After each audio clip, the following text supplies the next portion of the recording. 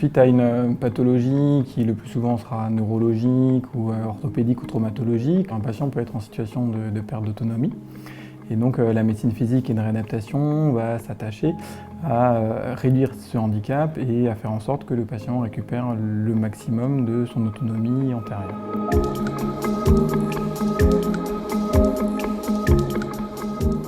Une fois les objectifs thérapeutiques définis entre le patient, la famille et l'équipe médicale, la prise en charge peut commencer.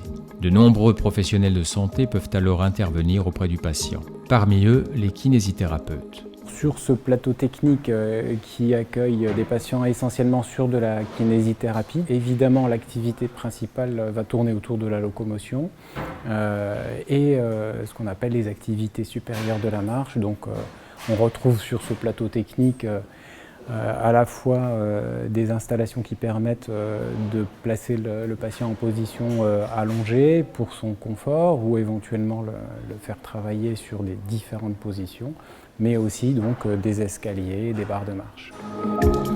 Les appareils robotisés tels que le Lokomat utilisé pour la rééducation de la marche ou la table de verticalisation assurent aux patients une rééducation active. Pour les pathologies du dos, le GHR Mulhouse Sud Alsace dispose d'un appareil d'isocinétisme qui s'adapte aux capacités du patient. Flexion-extension le long des jambes, puis bras tendus au-dessus de la tête et on enchaîne. Le milieu aquatique est un milieu facilitant. Donc certaines personnes qui ne peuvent pas faire des exercices à sec peuvent faire ces exercices-là au bassin médical. Il y a un allègement du corps dans l'eau qui ne peut pas se faire, si vous voulez, à sec. Du coup, c'est beaucoup plus facile pour ces patients. On essaie de bien tirer sur les extrémités. Au niveau de la prise en charge, on a des patients aussi qui sont hospitalisés dans le service. Donc ces patients-là, si le bassin médical était à l'extérieur, ils ne pourraient pas bénéficier de cette prise en charge. En médecine physique et de réadaptation, le patient bénéficie soit d'une hospitalisation complète, soit d'une prise en charge en hôpital de jour. Infirmiers et aides-soignants sont alors les relais indispensables au bon enchaînement de ces soins. Le patient va en séance de rééducation au plateau technique et lorsqu'il revient dans les unités de soins, notre rôle à nous, c'est de l'accompagner dans l'investissement de ce qu'il apprend au plateau technique. Il va le réinvestir au quotidien dans des actes de soins tels que la toilette, l'habillage, les déplacements. Notre rôle va être de voir un petit peu comment il assimile ses progrès, quels sont les moments où il va avoir des difficultés. Et le rôle de la communication et l'accompagnement éducatif vont être primordiaux. Au cours de son parcours de soins, le patient peut être amené à rencontrer médecins, kinésithérapeutes, professeurs d'activité physique adaptée, infirmiers, aides-soignants et encore bien d'autres professionnels de santé. Notre objectif en ergothérapie, ça va être de permettre à toute personne en situation de handicap de reprendre ses activités quotidiennes en toute sécurité, efficacement et avec toute l'autonomie qu'elle peut avoir. Je vais vous demander en fait d'essayer de faire le plus de choses possible toute seule. Donc la rééducation, elle va se faire grâce à des situations concrètes, des mises en situation. Donc on va essayer d'accompagner le patient dans ses activités quotidiennes, donc au niveau de la toilette, de l'habillage, de la préparation des repas.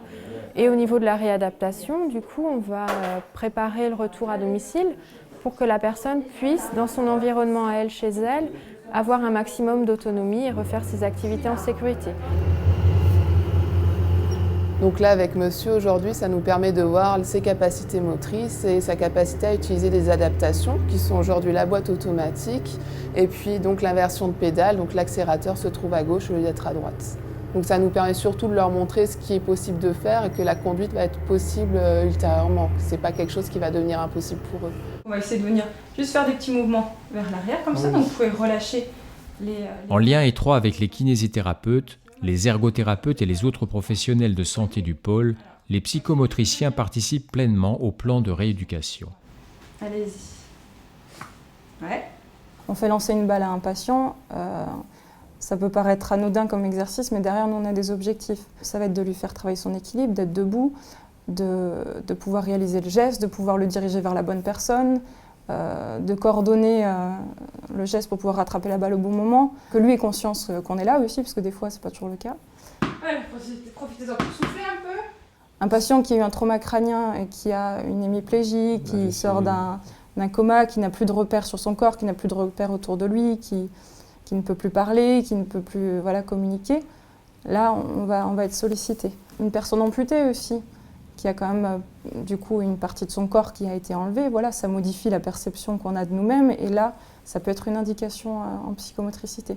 Dès que ça touche la représentation du corps, en fait. Alors ici, vous avez une prothèse tibiale qui va remplacer le membre amputé. Et à côté, vous avez une orthèse du tronc qui va soulager la personne pour des problèmes de dos. Les orthèses et prothèses provisoires sont fabriquées directement sur place au centre d'appareillage du GHR Mulhouse Sud Alsace. Alors c'est très important parce que la prise en charge précoce des personnes amputées déjà va permettre une rééducation rapide et une remise en charge rapide pour permettre à la personne de retrouver un schéma de marche.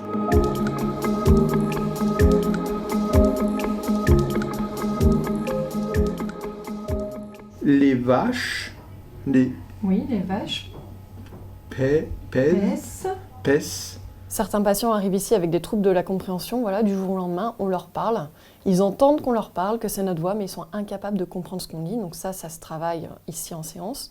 Ou il y a d'autres gens, notamment dans les AVC, qui comprennent très bien ce qu'on leur dit, mais au moment de parler, ça bloque. Les mots ne peuvent pas sortir. Ils ont un peu comme le mot sur le bout de la langue. Ils savent qu'ils connaissent le mot, mais ils n'arrivent plus à le retrouver et ils n'arrivent plus à le produire. Ça se travaille aussi ici en séance dans le bureau. Les troubles de la déglutition, donc ça concerne beaucoup de patients qui passent par chez nous. C'est une des demandes les plus formulées par les médecins et par les patients eux-mêmes. Et ça peut être de manière temporaire, notamment chez les AVC où ils sont censés récupérer leur capacité, ou de manière plus à long terme, notamment dans les maladies dégénératives, où on fait ce qu'on peut pour freiner l'évolution de la maladie, mais où on n'arrive pas toujours à récupérer l'intégralité des fonctions. Quand vous verrez le panneau stop, il faudra appuyer sur OK. D'accord. D'accord ? On va donc évaluer les capacités intellectuelles, ce qu'on appelle les capacités cognitives. Donc c'est la mémoire, c'est les fonctions exécutives, les capacités attentionnelles, les fonctions instrumentales qu'on se partage avec d'autres thérapeutes. Nous, on essaye vraiment en fait que la personne déjà ait conscience de ses difficultés, parce que c'est pas toujours le cas. Et surtout d'essayer de s'adapter justement à ces difficultés. Alors il y a des choses qui vont être récupérées, comme la concentration qui peut, à force de la travailler, on peut l'améliorer. Il y a d'autres choses où c'est vraiment, il faut contourner le problème et arriver à faire autrement. Donc, vous vivez seul ? Non, je vis avec mon mari. D'accord, donc vous êtes marié. En médecine physique et de réadaptation, des assistantes sociales interviennent auprès du patient dès le début de sa prise en charge, en parallèle des autres soins. Elles s'assurent dans un premier temps du traitement des questions administratives. Et le deuxième temps, la majorité de notre travail, ça va être d'organiser le retour à domicile, s'il est possible. Donc toujours en lien avec l'équipe pluridisciplinaire, notamment les ergothérapeutes, les kinés, bien sûr les médecins.